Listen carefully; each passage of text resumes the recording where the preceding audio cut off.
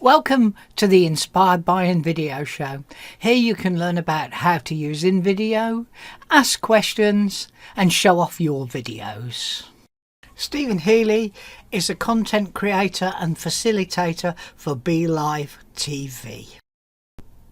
I'm John Upton and I'm a video creator and general marketer for an agency based in the UK called Think and Do. Hey, just before we get started, I want to mention an application that both myself and Stephen use on a regular basis. It's called Krisp. Now, Krisp removes noise from microphones. Okay, so here you can hear I'm actually using my Bumblebee microphone, and Krisp sits between that and the recorder, removing noise. Now, why am I mentioning this? Well, it's because next door I have building work going on. There's a radio blazing. There's a concrete mixer on the go, and you can't hear any of it. So that's Krisp, K-R-I-S-P. We'll put a link to Krisp in the text on Facebook. So Krisp. Oh, and you get 240 minutes free every week of use, and it's absolutely brilliant. Whether you're recording in whatever package, it works really well. Right, so now we're going to get on with what we came for, which is to look at Invideo. And one of the things that's been talked about this week is sound on video. So let's have a look. I've got a selection of standard videos from here. Let's pick this one. Now, the first thing, I'm going to drag that on, drop it on. I've got a scene that's 12 and a bit seconds long. I've timed it to fit the largest video that I'm going to fit on here. So let's click use full video, so you notice it doesn't go right to the end. But the first clue for us is here. Video volume disabled. And that's because there isn't any video volume at all. So if you're coming over from here and you're taking an item, it will show you that there isn't any video volume by doing this here, video volume disabled. What you could also do is, if we delete it and we pull it over again, is you can check whether there's any volume here. Okay, just by playing. And you can see there is no volume. So that's the first thing that confuses many people. So now I'm going to put a video on that has sound. You can hear this is one of a diver, and you can hear his air bubbles. So I'm going to drop that on now and trim the video to fit the scene. Okay. Oh, and we could hear it to check it here. Okay, so the current scene's 12 seconds. This diver's 1 minute long. I'm not going to use the full video, so I'm going to trim to fit the scene. Click done, and it's going to go on there. So now, if I put my cursor at the beginning, keep calling it a cursor, people call it a marker, and here it's called a seeker. So if I play it all from seeker, you can hear. Okay, I'm going to stop it, and here you can see we now have a volume. So if we click on here, you can see that we have a volume there, and there is also an advanced version of the volume here where you can add a fade in and a fade out to the sound on the video, and you can change the volume. And if we put it down to 20%, we play it again, it is a lot quieter, I assure you. Okay, so that's there. But what happens when we add some music? So let's go to music, rock, country, pop, corporate, I'm a boring old fart, so let's use some corporate. If we click here, we can hear it. So that'll do for us. Okie doke. So that was added to the music. And now, if we go and edit the music, volume and fade, yeah, we can change the volume of the music and the other item. So we could put the music down low, and if we hit play, you can still hear the video. If we put the music up high, well, let's say 50%ish, and the other volume down to roughly the same, and we play it again, you can hear that you've got the ability to listen to both pieces of pieces of sound at the same time. As it shows on the edit volume and fade, you can fade in and fade out the music. Here we've got it set to 2 seconds, 3, 4, 5. We've only got 12 seconds, but just to be a bit extreme, let's set it to 3. Let's then listen as the music fades out.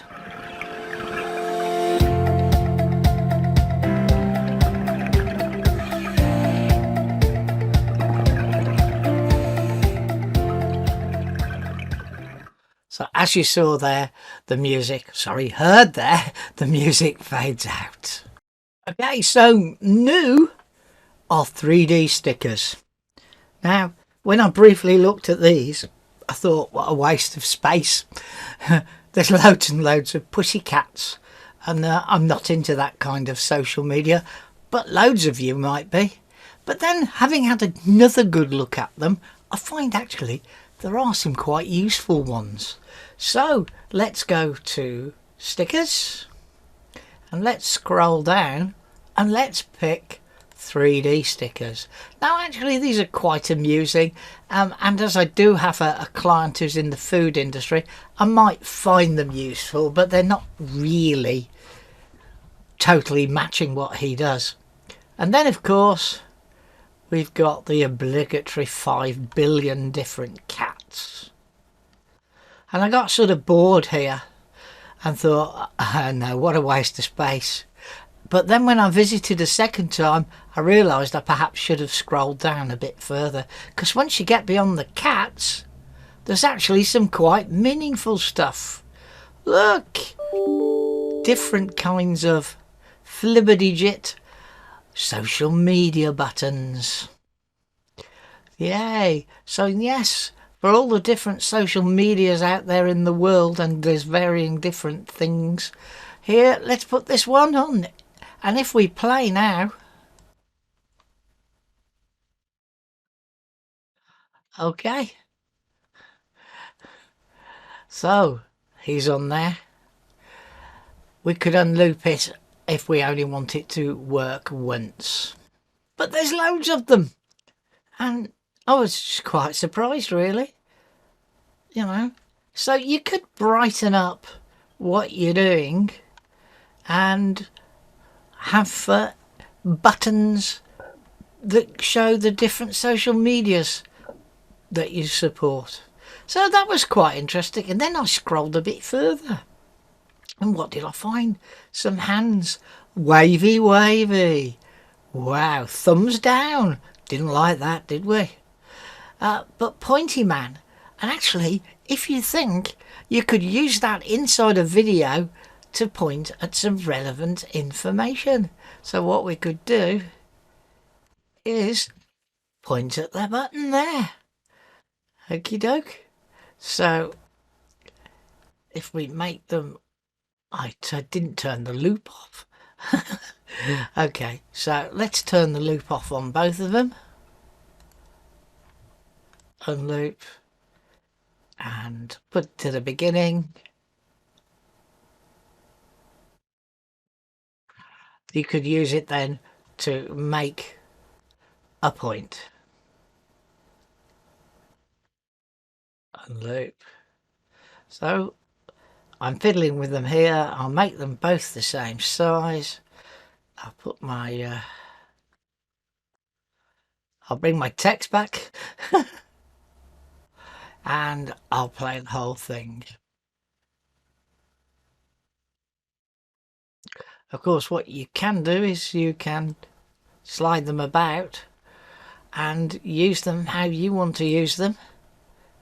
And if we play now, pointy pointy, action.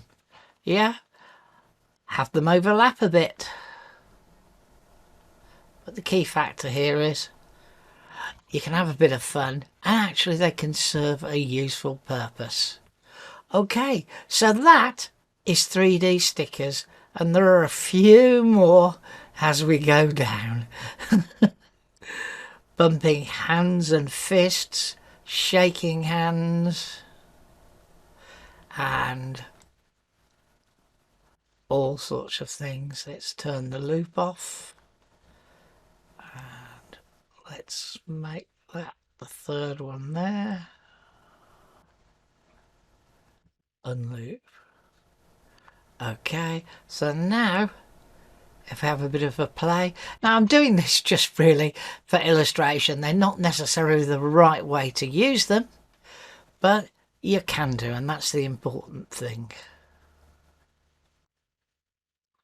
Okay, so I hope you found that 3D stickers introduction useful, and as I said, there are actually loads of them.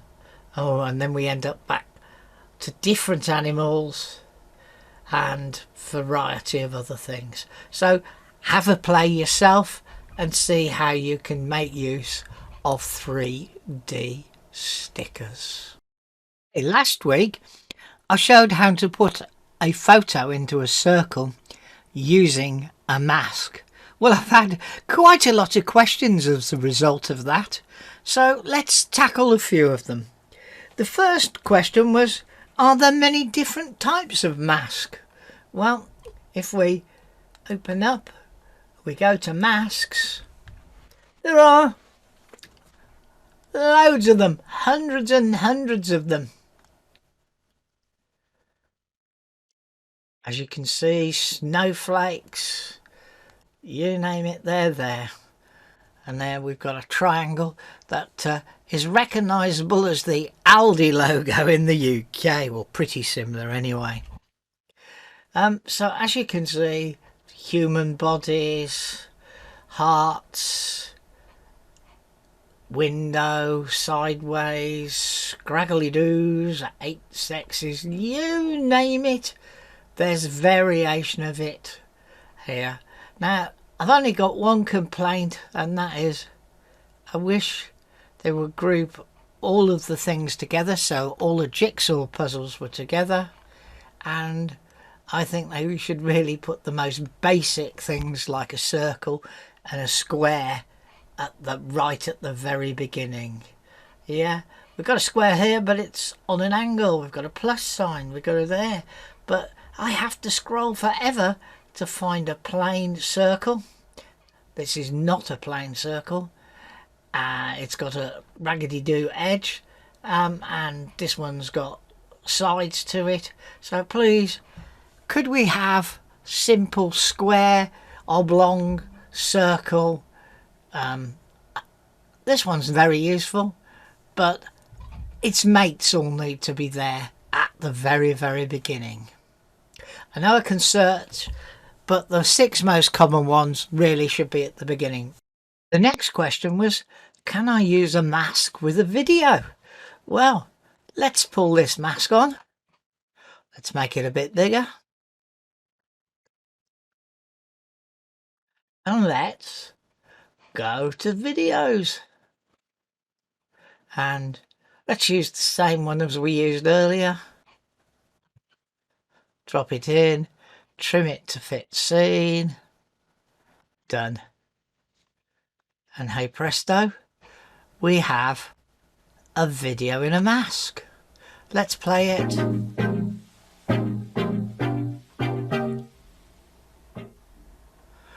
Okie doke. So yes, the answer is you can use it in a mask. You can see a bit of a line here. I promise you that when you export it, that line isn't going to show.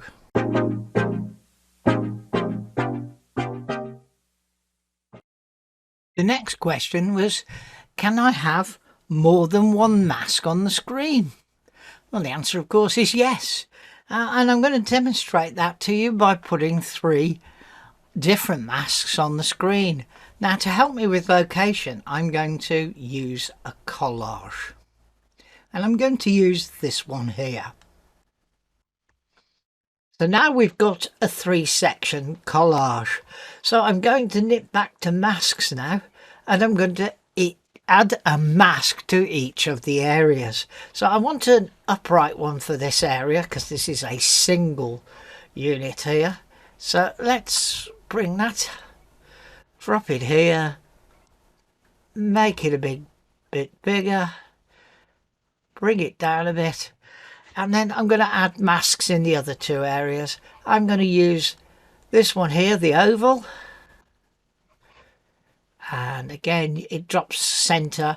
You need to size it and then put it where you want.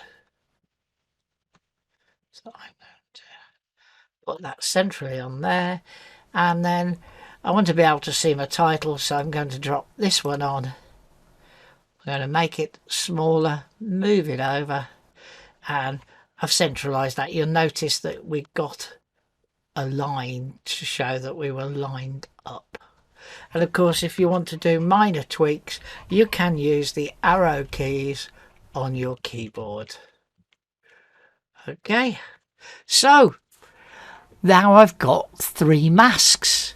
Let's do something with those masks. Well, I'm going to go to image first, and I'm going to add an image here. And we've got quite a nice looking lady here, so let's drop her into the first mask. Now it looks a bit not very clever, but I promise you when we do the final thing you will see that she will come out really nice and smooth. Let's go to videos, and you've probably seen this on some of the things I've done in the past, the 2 children running. So let's put that in the top one, and we're going to trim the scene to fit. In fact, I think it will fit anyway, so we'll click done. And then in our last one we will use, let's see, can we, oh look, there it is, the one we used before. So let's drop that into there, this time there, and let's trim it, click done, and hey presto. So now if we move the seeker, might keep calling it the cursor, but it's the seeker, and we hit play for more, you can see that we've got exactly what we wanted. So now we've got one final task to do, which is to delete the collage that I bought on to help me with line up. So if I click here and I hit the delete key, if I click here I hit the delete key, if I click here I hit the delete key, and now my collage that I used to help me with alignment is no longer there.